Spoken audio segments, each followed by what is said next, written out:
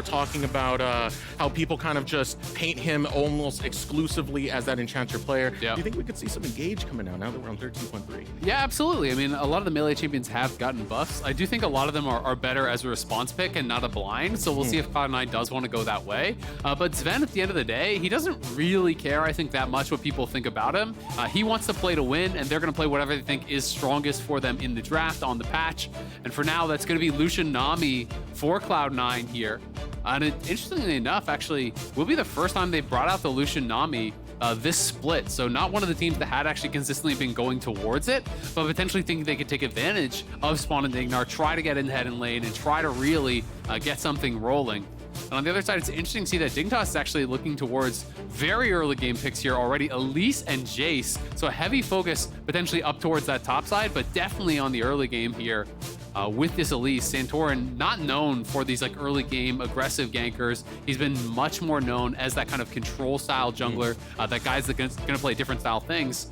And Ignar is going to get into engage support. So Nautilus, Elise, already a lot of early game potential here. Could move around the map, try to pick on someone. And Fudge is going to have to be, I think, potentially pretty concerned about what sort of a pick he wants to go here. It might just be like a Cassante or something very defensive. And this syncs up so well, having both the Nautilus and Elise, because it gives you so much pick potential they can really play with, both of them really setting each other up. We'll see how Armut plays over with that Jayce. But the next pick coming in for Cloud9, nothing too surprising here. Maokai locked in. Yeah, not too shocking whatsoever. But, Armut did have a really good Jayce game last week, where he actually got quite a bit ahead. They weren't able to close that one out, unfortunately. But, going to be interested to see what they can get done with that, and really, where they're going to spend their bans. Because for Cloud9, they can start to throw them down towards the bot lane. Obviously, that's what hasn't been drafted for Dignitas. For Dignitas, I'm curious to see, are they going to be throwing bans towards Fudge to try to potentially protect Armut, assuming that it is going to be him playing that Jayce? Theoretically, this could go mid. We actually saw some mid Jayce last week in the LCS, but Jensen traditionally not much of an AD mid player, and Jayce has not really been something that he's gone towards a lot in his career, so I'm definitely assuming that this is top lane Jayce, and that we'll see some top lane bans from Dig to try to protect that. So right now, they're instead going for the mid lane, banning away the Kassadin. Kalista bound away on the side of Cloud9. They're going to start targeting that bot lane, which has been a little bit of a problem area coming out for Dignitas, so not going to allow them to have the Kalista. One more ban to come out for Cloud9 before Dignitas got to start thinking about that bot lane. Yeah, so it is the Jax. Interesting. So they are actually respecting the fact that this could be a mid lane Jayce. I definitely wouldn't have expected that from Jensen, both given that we saw Armut play it last year. I'm actually going to check, just even historically, how many games of Jayce does Jensen even have? He does have 3 games in his career, and he's been playing for a very, very long time. Doesn't have a 100% win rate on it, but only 3 games played on the Jayce, so potentially this is some info that's maybe coming from scrims, but I'm a little bit surprised to see that Cloud9 thinks that this could actually be going mid. All right, let's get that front line going for Cloud9. They got the Maokai earlier in the jungle role. They're going to take the Sion over to Fudge in the top lane. Very, very strong engage and frontline fight coming out from Cloud9's draft thus far. Yeah, absolutely. And Sion's actually quite a good matchup there into Jayce. I think especially with some of the top lane changes, the fact that Eclipse doesn't actually have Omnivamp on it anymore, it's very difficult for Jayce to actually trade effectively with those Sion, in some of the early mid-stage of the game. So Sion really can just withstand a lot of that early pressure, can be able to just get to a point where you become that brick wall where it's very, very difficult to actually punch through. But that's going to be the job here of Jensen on the Azir. So, bringing out a lot of damage to try to deal with this front line. I'm curious to see where they're going to take Spawn's pick, because I do still think, while they do have Jayce and this Elise is kind of that splash of early game, you're going to need some high DPS to be able to actually get through this front line potentially. So going to be the pick of the Xayah. So I think it answers potential dive fairly well. Maokai and Sion going to be going in. You're going to be looking to actually peel back and try to answer that with that Xayah. The Xayah and the Azir trying to control space. It's going to be more the job of the Jayce to play sides and actually try to just play through that. This is really interesting. Yeah. I love this because it's team fight city coming out for Cloud9. I mean, if they get a lead going, they're going to be running right through Dignitas and running through them early. I love Diplex being on the Yone. Yeah, the Yone definitely very aggressive. I will say I'm a little bit surprised when you're picking it into that Xayah. It kind of is designed to help deal with some of that dive, and they are just kind of fully committing to it, but potentially just feeling like it doesn't really matter. It's a great matchup into the Azir. This is something that we saw quite a bit last year in the LCS and abroad. where a lot of people really are enjoying this matchup. And once you get a few levels under your belt as that Yone, you just E forward, you start trading with the Azir, and the Azir doesn't really have a lot of recourse. You can't actually take those trades. You're just kind of forced to just go back defensive, just try to shuffle away. Yeah, I'm so interested to see where Santorin is going to be pathing. I think a lot of this game is going to be about what he can get done early on. Because if you're playing against this Lucian Nami, and I think if Ignar and Spawn are just playing far back and they're not able to actually threaten those all-ins, that 2v2 should go heavily in the favor of Cloud9. It can become very, very difficult for Dignitas' side. But at the same time, you don't want to allow Fudge just have this super free early game and just sit back and have no punishment. So they're actually pathing 3-man top. They're going to walk Santorin in at the same time as Ignar potentially and fish for a hook. All right, one place to attack. Ignar's going to spot out Fudge right here, but Ward does spot this out. Fudge is going to be A-okay and will return to lane without much issue.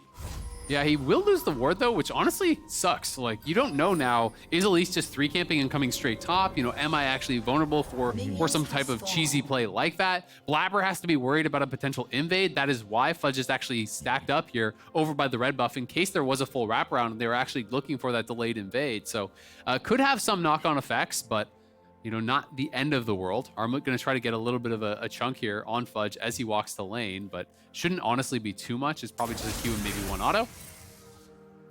Now, what about the jungle matchup that we have here, right? You were talking about Santorin, at least playing a little bit more to the team. Well, I've been feeling like at least a lot of the tape I've seen on Santorin this season, it has been very creative early plays towards his solo lanes. Should we expect him to be seeing that same type of momentum coming out from Santorin? Yeah, I think when you're playing the Elise, you have to, right? You know, whether or not it's your playstyle as a player, this is not a farm and wait around style champ. This is gank, gank, gank, gank. If the ganks work, you keep ganking. If the ganks don't work, you keep ganking, right? Like, that is Elise. You really don't have much recourse besides that. I don't think that he has to necessarily only go towards the solo lanes. I think they can look to attack bot and try to utilize Ignar here, who's going to get a nice little trade down. I mean, that's the thing, though. This bot lane has been a little bit rough for Dignitas, so it kind of begs that question of, should you still be focusing down here? I mean, Ignar is that big change, so you do have someone to give you some sort of engage to set up the picks down here into the bottom lane. Santorin is spotted out by a ward, so Cloud9 will be savvy to some of his positioning. Yeah, absolutely. They knew that he's starting on that bot side, so they have full information on that. They know that he's going to be clearing towards top, which definitely suggests that Fudge may have to be a little bit careful. And then it's just about trying to trim this wave as much as possible. You know, Fudge, you're going to be worried about them diving on this stacked wave that is actually coming right now.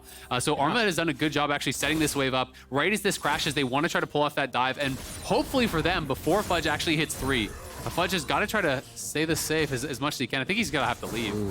Yeah, coming in for the dive right now. Leading it's going to be Santorin. Has the repel to set up this tower dive with relative ease, and we get first blood coming out for Dignitas. Nicely done by Dig. Clean dive there. They stack the wave. They do get in, but this is one of the benefits of playing Sion. He got almost the entire wave there. He's going to miss, you know, 1 or 2 range minions, maybe, but maybe not even. So got basically all the XP, got most of the gold. Of course, you never want to be dying under the tower like that. It still sucks, but he is going to be in a much better position than most other tanks would be. And now, really, all he has to be able to do is actually survive until he can hit 6, and you can use that ultimate as kind of that pseudo teleport. But this is that difficulty. You know, when you are playing Sion, if you get that early dive, sometimes the Jayce can really snowball the game. We see early serrated Dirk is going to give Armut a lot of power for now. In the mid lane, an attack coming out from Blaber, going after his old teammate in Jensen. Will not go for the gank right there. Instead, we're going to get a repeat gank coming out from Santorin. Realizes the flash is down for Fudge, so let's make it happen again. Fudge, you're going the wrong way, buddy. Sorry. There's no other express route to the respawn than death itself. Armut will grab that kill. Yeah, and Fudge is actually just trying to fix the wave because he realizes the wave can get hard frozen on him, so they're going to burst down that zombie, though. But meanwhile, bot lane. Going on to Spawn. Spawn's taking a lot of damage. Flashes away to safety. Ignar trying for an engage, but couldn't win out for the Dignitas bot lane. I love this for Dignitas. That is huge overall. Fudge is going to be in such a tough spot now. You know, when he realized, okay, Elise is behind me, there's nothing I can do to actually survive, so he wanted to try to fix the wave, get as much experience as possible. Looks like Armut, though, decided not to freeze, so he is hard shoving. So the experience will be gained by Fudge, but both of these kills being grabbed there early on, and both of them going to the Jayce, not the Elise, is actually such a big deal. So this is going to put Armut miles ahead up in that top lane, and Fudge potentially might not be able to stabilize in what can become a very, very difficult matchup when you're that far behind. And it feels good for Dignitas. They're getting themselves a lead very early on. This has been standard to a lot of their play, though. They do make early plays, but it's the follow-up that I'm looking for, and it's the bot lane survival that I want to see. I notice you have eyes on the solo lanes right now, Zayah. Yeah, absolutely. I mean, mid lane is looking pretty good here for Jensen, right? You know, he is kind of just winning in isolation as far as the farm goes. Top lane, obviously heavily skewed by the ganks there from Santorin, has put Armut way ahead, which is a very big deal. But you know, bot lane is going to be that problem for Dignitas, right? So it's kind of the tale of two lanes here. It's about the solos getting those leads for Dig, but it is about that 2v2 falling behind. You know, Blaber has just been comfortably farming away, so he's established a small farm advantage, and we'll see what he can get done with that. Because for him, you know, his job is mostly to just try to answer the ganks, you know, try to protect his lanes, especially now that his bot lane is ahead, to try to keep them ahead, to try to keep extending that advantage so that Berserker and Zven can play aggressively and try to punish spawn. Hanging out over towards this Dragon Pit right now. Santorin's not too far off. Blaber holds a lot of control, especially once he hits level 6. Once you start contesting for that Drake, that Maokai ultimate is oh so valuable. Control ward going to be placed down. Blaber starting up the Drake, has Diplex alongside him, as well as priority from the bot lane of Cloud9. Yeah, it should be able to do that, no problem. Not really much of a chance of a contest there. Spawn really on the back foot here, you know, down at least 2 full waves. Even after he collects this, he should be down about those 2 full waves. So Blaber going to be able to grab that dragon. Got to hit it one more time. Hey, gets it. Clean, secure there. Easy enough for Blaber. Something coming out for Cloud9. It seems like Cloud9's strength is coming out from this bottom side. And Blaber now going to play for that a little bit more. Is pinging out to potentially set up something for this bot lane. Yeah, absolutely. You know, he's playing down on that bottom side, but you can see on the top side, you know, Dignitas is playing around their vision up on that top side of the map. They want to keep their Jayce safe. They want to keep their Jayce aggressive. Yeah. And Santorin is invading. He's going to be taking these camps away. So all the time spent on that bot side from Blaber is going to have a cost up on the top side. And Diplex, you know, despite having this counter pick here, has not really had the best time in this lane. It's actually Jensen who has got the run of things. He's up almost 20 CS, and that will even out a little bit here. But Diplex is kind of struggling, to be honest, in that 1v1, which could be pretty problematic for Cloud9.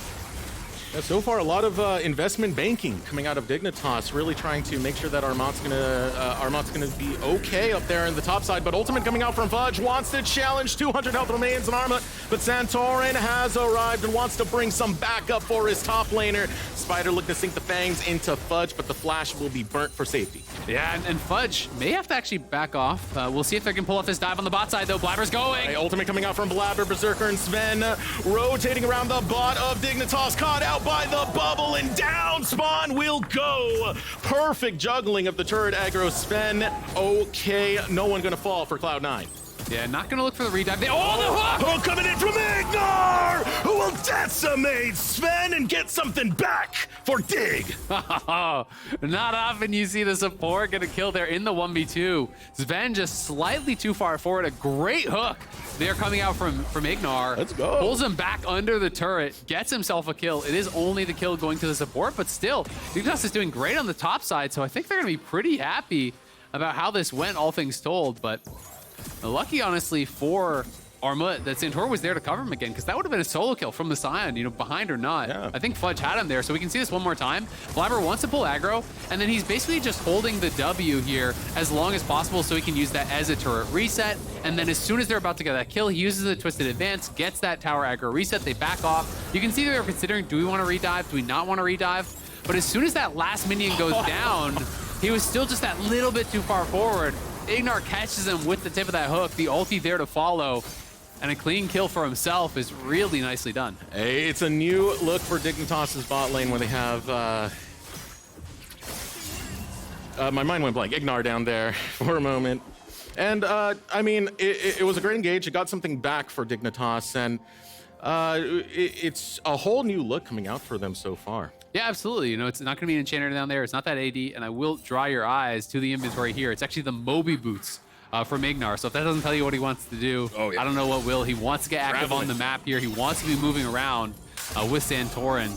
But you can see the struggles that are kind of being had here for Diplex in that mid lane. You know, he uses that E. He's really looking to trade aggressively every single time that Soul Unbound is available. But Jensen is just spacing him out very, very well. So even when he's going far forward, he's not really getting the greatest trades on a Jensen, and he's forcing him to actually retreat back with that Soul Unbound earlier than he would like. But Jensen could potentially be in some trouble. Ignark is here, though, for the coverage. Blaber's been trying to set up over here for a while now and still will not come up with anything. A little bit of BM coming out from Jensen. Yeah, flashes the question mark there to his old jungler. You gotta love the banter back and forth between those players. I know nice. your gameplay. Oh, that looked weird. He like straight bounced off that wall. Yeah, that was a little bit of Tokyo Drift coming out from Fudge. Yeah, it looked for a second like he was gonna potentially go for an all-in again, but now Blaber's in some trouble. Oh, ultimate comes out. Santorin does not care. Getting caught out is gonna be Jensen. Diplex going hard onto him. Blaber critically low. Santorin with the chase. 100 health remains. Junglers and mid laners dueling it out. Santorin will get the better though with one more Fang sunk into Blaber. Now Diplex shows up, wants to clean up the kill, but Armut is there, and Armut has been invested into, so Diplex will give that respect. Yeah, not gonna be able to finish him off. Diplex can't actually get the kill mid, and he collapses too late to save his jungler or get the kill on a Santorin in the jungle. So things not going the way that Cloud9 was hoping. They do still have a huge lead down in bot lane, but the rest of the map is getting a little bit out of control. You can see the Eclipse already done very, very early here for Armut. Fudge did go towards the Frozen Heart, which is great in that 1v1, but when magic damage gets involved, it's gonna be tough. And Blaber here, posturing aggressively, wants to actually take away this Scuttle, but there's no shot in the 1v1 for him. He uses the ultimate to try to peel, and he uses the Bramble Snatch and then just flashes out. But the flash is there to follow with the Repel for Santorin, and he can kind of keep that chase going. Jensen forced the flash defensively here, and then Diplex just charges up the Q, tries to come back over the wall to save Blaber, who had been doing a really good job actually kiting it out. The Q knockup does hit, but he doesn't have enough damage to finish, and with Armut coming down, Diplex knows he would just be giving away a kill. And now again, 3 men top, and sure, Fudge has armor, but he's got no MR and no HP. No shot he can stay under that tower. Just gotta walk away. This is great for Dignitas. It's a great early game coming out for Dignitas. The strongest early game they've had, at least recently, was against Immortals. Unfortunately, it went by the wayside. Now they got to hold on to this one and make sure they can keep that stranglehold really locked onto Cloud9, and they're doing a good job of it so far as they try and set up for a tower dive onto Fudge. Fudge taking a lot of damage. Will get knocked back from that decimating smash, and another turret will go down. Hideaway following through as Cloud9 say goodbye to the inner top. They're going to be able to get both towers off that and the flash off of Fudge. He wanted to stick around, and Cloud9 were moving members up to try to cover. Diplex as well as Zven were heading up there, but just too little too late. They were much too slow to actually get there to cover the potential dive. So they lose everything, and you just start to really not care about what Berserker has gotten down on the other side, because it's just not close to as much as what Dig has gotten done on that top side. So now we've got to see, can they continue to push the game forward here? The one advantage Cloud9 has is that they have been stacking these dragons, but Dignitas, needs to keep moving around the map, keep knocking down turrets, and just moving this pressure forward. Keep Santorin active on the map, because he has been doing an excellent job. And Dignitas have a great comp to keep this going on. We were highlighting before both this Elise and Nautilus, but just that pick, it really does kind of compound on itself. You set up the hook, it does put the cocoon to follow through. Same thing, vice versa. So as long as Santorin and Ignar keep matching up and keep roaming from lane to lane to lane, it's going to be disaster for Cloud9.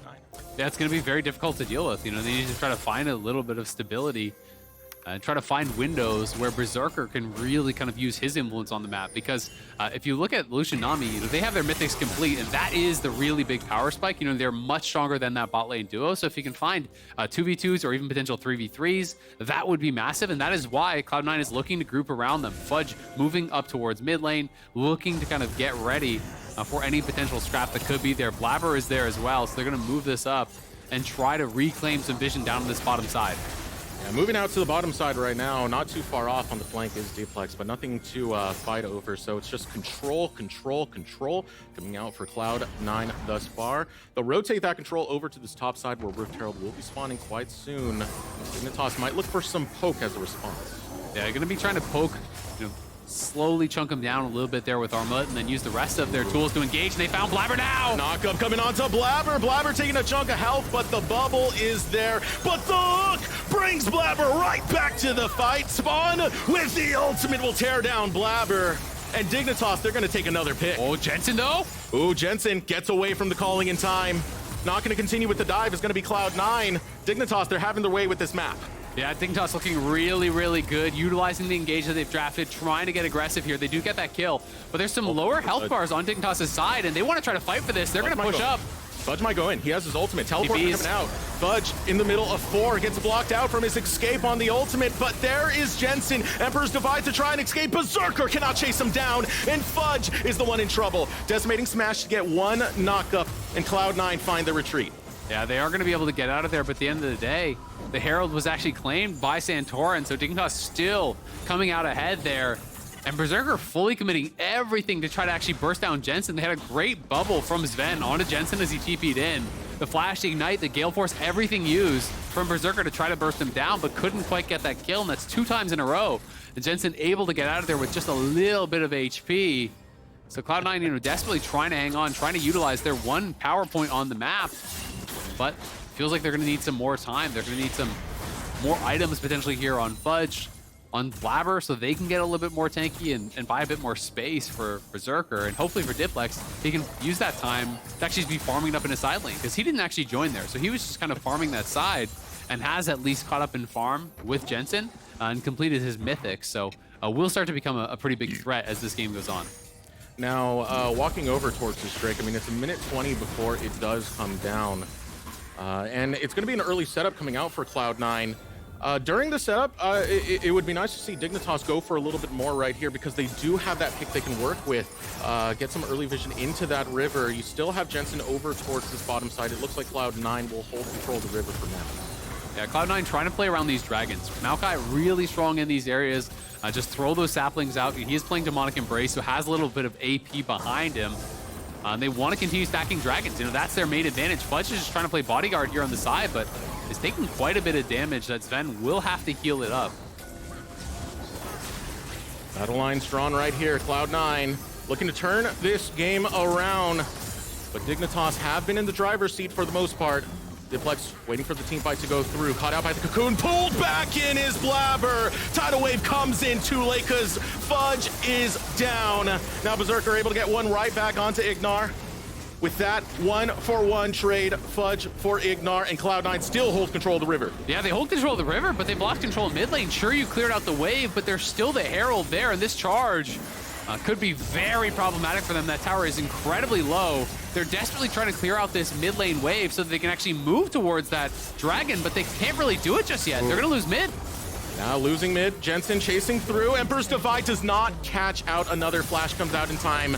Blaber looking for the flank. Retaliation from Cloud9, and here comes Fudge, taking right on in. Spawn low, Spawn goes down, and Zven flashes away. Armut on the retreat, and Cloud9 have something to say about this early lead. They will take it and smash it away from Dignitas. Cloud9 gets so much back there. The early trade, you know, was top lane for support, which is in the favor of Dignitas, but the problem is top laners can TP, supports don't have it here in this game, so Fudge respawns, he TPs right back in, has a great flank ward, and they're able to get so much with that. Dignitas pushing past that mid-tier 1, not tracking the fact that Fudge could actually TP back into that fight, really, really punish them. You know, they were trying to actually segment and conquer Cloud9's, you know, 2 different groups, but they get wrapped around on, they get completely wiped out.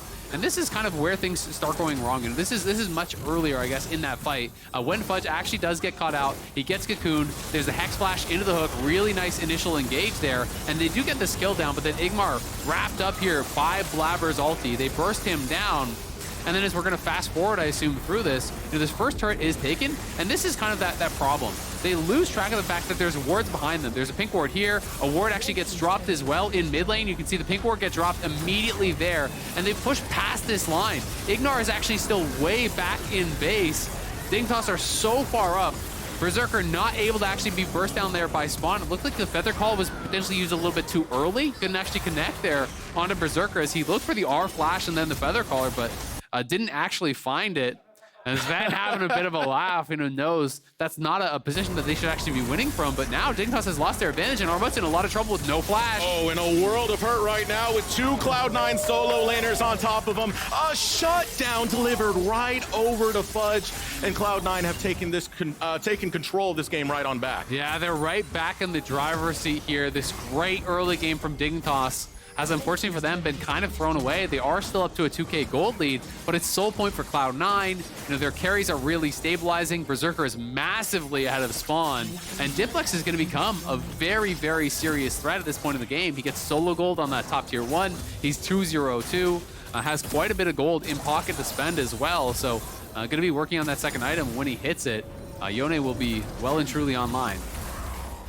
Nice knocker coming up for Fudge, but how disheartening right now for Dignitas. They're still looking for their first win on the regular season, Azael, and even when they got a 3K gold lead in this early game, it's all starting to slip by. Yeah, absolutely, and that is the difficulty, right? You know, they got great leads up on the top side, but Spawn was falling so far behind Berserker, and in this meta, it's so much about playing around your bot lane, about really facilitating those AD carries, and Cloud9, you could see, at all times really knew that. Even though Fudge was very far behind in the 1v1, he's not trying to play to actually get more farm or experience for himself. He's just moving mid and saying, it doesn't actually matter if I lose the 1v1, because I'm going to be here to enable Berserker to put him in a position to really succeed, and that's going to be the difference for them. And Dignitas, I think, just got sloppy, you know, for one moment there. Lost track of the fact that Fudge could be TPing back in on Spawn, and Cloud9's going to punish you for that. All right, Cloud9 into the mid lane. Looking to take a tower. Zven right there, zoning out with the bubble. This property belongs to us. But for Dignitas, holding steady for the time being. I just keep looking at where Fudge is on the map. Always so deep into the jungle of Dignitas currently. Blaber looking for the engage. Here comes Berserker. Calling goes out. Spawn going torn apart once again. He doesn't get to play League of Legends, and neither do the rest of Dignitas as they're chased away from the river. And chased away from the team fight outright. Chased away from the Baron. Cloud9 will start it up. Yeah, they're going to start it up, and Dig, they have to contest. They know this game is getting out of control. Look at that shock blast, half of the HP off Zven. And Jensen is here with ulti. They could make something happen. Yeah. Armut still has a lot of fight ready to bring. Jensen on the other end wants to wail away. Back up. Ooh, it is so bad right now as Berserker will take another, and Cloud9 will take the Red Bull Baron. Yeah, about 5 minutes puts Cloud9 from 3K behind to 2K ahead. That is an enormous swing here over these last few plays. And Cloud9 will even have the Baron buff here for what is going to be Soul coming up in just a minute. Jensen trying to at least get the scuttle back, trying to get some vision around here. But we can see again, you know, Spawn just kind of pushing a little bit far forward here. Cloud9 coming from multiple angles. Blaber, great job actually escaping here. Gets the ulti down, Twisted Advance in onto Spawn. He uses the Gale Force to get back, but Berserker is there. Berserker is ready, pounces right on him. Spawn is just gone in the hurry. And then it's a full-on retreat here for Dignitas. Yeah. Cloud9, no hesitation, right in onto the Baron. They know that they can actually force this, and as we're back to live, it's 30 seconds until Dragon. They're taking over this bot side jungle, which is going to become very, very difficult. You know, if they lose full control of that area, they're not going to have any way to approach this Soul and try to contest it. And Azael, it felt like there was hope for Dignitas into this one. So blundered it has been. Cloud9 just surrounding this mid and bot lane at the moment. They've been unable to enable their bottom lane, get Berserker running around the map, and even with Fudge, you were talking about it, how well things went for Dignitas up there. Fudge doesn't care, he's a Sion. He's a big tanky boy, he can take care of himself, and he can take care of Berserker as well. Exactly, I mean, even if you're behind, it matters so much less than your AD being behind. Individually, it's now a 3,500 gold lead for Berserker over Spawn, and that is just so problematic. Yeah. You know, he's likely gonna have the IE, his third item, completed before Spawn actually gets his quick blades as his second item. So that is just incredibly difficult for them to actually deal with. And it puts so much of an onus onto Jensen and Armut to really be making things happen in these team fights, because they're the ones that are only going to be able to get that damage done. And bad is going to go to worse here now with the Cloud Soul picked up. That can be even more difficult to actually get away from Berserker with all that additional move speed. The ulti move speed coming out with your culling as well makes it so simple to actually chase people down if they're overextended whatsoever. How much more did Dignitas really have left here? The investments they did make into both Jensen and Armut, you do see moments of where it does look good for them. That poke during the Baron fight. Armut does bring damage, so does Jensen. But these win conditions are waning, and they're waning incredibly fast right now. Yeah, it's definitely difficult. I mean, I think their hope now is to try to, you know, overload one side of the map, try to find a pick, you know, find a 2v1, a 3v2, that type of play, and utilize Jensen or Armut +1 to try to kill off a C9 soul lane or something like that. But Cloud9 is really kind of checking all the boxes. They're putting vision behind them. They're making sure that they're staying, in a similar area. They have 4 members here on that top lane. Fudge is pushing in through bot, and they're just going to use the Maokai ult to create space here, push Jensen back, and take this tower. Tower taken in the top lane. Cloud9 able to claim it for themselves. They'll get an inhibitor on top of it while Fudge pushes into the mid lane. All these waves crashing in, and the only response for Dignitas is to continue the split push with Armut. Yeah, it's kind of a flashback to that previous Jayce game where Armut was very far ahead. This TP seems a little bit too late. The tower will go down, but he is very far up, and they could actually look for a collapse. You can see on the map, Cloud9 is coming. They're sending all their members over here, looking to try to corral Armut. Oh, poor Armut. No, you're far from home, Bell. Oh, God. Oh, God. And it's 2 beefy boys on top of that. The tankiest members of Cloud9 putting a bouncy house in the bottom lane. Armut goes down, and Cloud9 claim another. Yeah, going to be able to grab another kill there. Armut was, I want to say, 1 auto off from killing that tower before the TP completed. Yeah. And then he would have been completely fine. But now it's Diplex trying to get revenge for that laning phase. He wants Jensen, but Jensen will be able to use the Emperor's Divide and stay safe. Use the passive over on this top lane. The passive not going to be utilized, at least for holding some semblance of wave control out for Cloud9. Shouldn't be up much longer. Yeah, not going to be there for too long. Nice little attempt from Diplex. It is just the trade of the ultis there, and at the very least, Jensen able to maintain control, of his blue buff, gonna be able to grab that for himself. They're just kind of in this holding pattern where they're trying to sit back. They're not going to come out of their base until there's a major objective to fight for. I don't know if they're going to try to contest Baron or not. To me, I think I would probably just be looking to turtle and maybe come out for Elder. Hopefully you can have these next couple minutes to get some more items under your belt, and hope that you can really find that perfect engage where you can look to burst someone down, because they do have some playmaking. They have the potential, if you can catch someone out like Berserker and kill them off very early, maybe you can make it happen. Here we come down the mid lane. Here is Fudge Express Delivery. Got it for Valentine's Day. I know you love your chocolates. Now here comes the ultimate will follow through. Be the next present from Blaber. In the top side, Diplex fighting out with Armut. Wants to take the 1v1.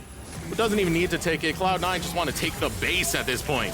Yeah, I mean, Jensen TP's into the fen, but he had to flash out, and now Santorin's in trouble. Oh, the flash from Santorin keeps him alive. Cocoon lands onto nothing. Teleport coming through from Diplex, coming right off of the respawn, and another inhibitor is forfeit for Dignitas. Yeah, Berserker, every single time the rapid fire is ready, watch how he steps forward.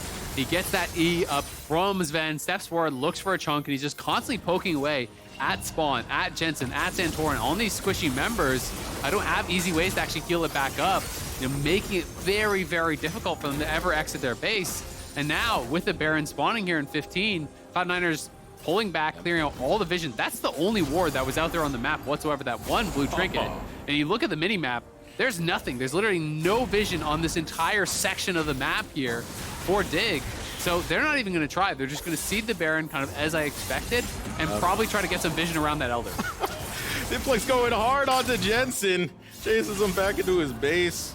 They don't need the full 5 for this Baron right now. That's how strong Cloud9 are. Even with the 3K lead, so much control coming out. Now Fudge got out topside, has to fight it out with Ignar and Santorin. But again, this is a very, very tanky Sion, and Elise isn't going to bring enough to this battle as the Baron is taken. Now they'll call over Armut, but the rest of Cloud9 have arrived, and they're ready for a fight, baby. Tidal wave going through. Ignar getting chased by Berserker, who will tear away with the calling and become unstoppable. Now Armut will fight through with Fudge, but Fudge brought more friends to the fight, so Fudge is going to win. Double kill for Berserker. Yeah, it's never a fair fight in League of Legends. Calling the squad up there. Fudge survives, and it's insult to injury as Cloud9 don't even lose the Sion. And what was that eventual 1v3? They kill the Baron, they use the Baron recalls, they get back there, they get additional kills, and now they're pushing in here to look to close out the game. Coming for the end is going to be Cloud9. Dignitas, they won't have Armut. It'll be a 4 versus 5. They want to make a defense, but no, they're definitely not going to make that one with momentum this huge coming out from Cloud9. They're going for the close right now. They'll take down Jensen. Blaber goes on a killing spree. Final inhibitor falls. Next is the Nexus Towers. Yeah, Cloud9 going to be able to close this one out, looking to move to their 5th win here. Dignitas will remain winless. The closing moments, one more Nexus Tower separating this victory. Berserker dancing around the feathers. Victorious EP tidal wave, only to signal the victory of Cloud9, improving to 5-2 on the season. Nicely played by Cloud9. I think they're going to have some review to do in the early game, but got to be really happy with how they were able to turn that around. Really punishing the overextension by Dignitas in mid lane. You know, Dig had a really strong early couple minutes on the top half of the map. But the problem was Cloud9 was winning so heavily in that bot lane 2v2 that Berserker was always kind of a win con for them. And it really only took the one misstep from Dig. You know, they over push in mid. They're playing around that third dragon, but they drop Herald. They go past that mid tier 1. Fudge respawns,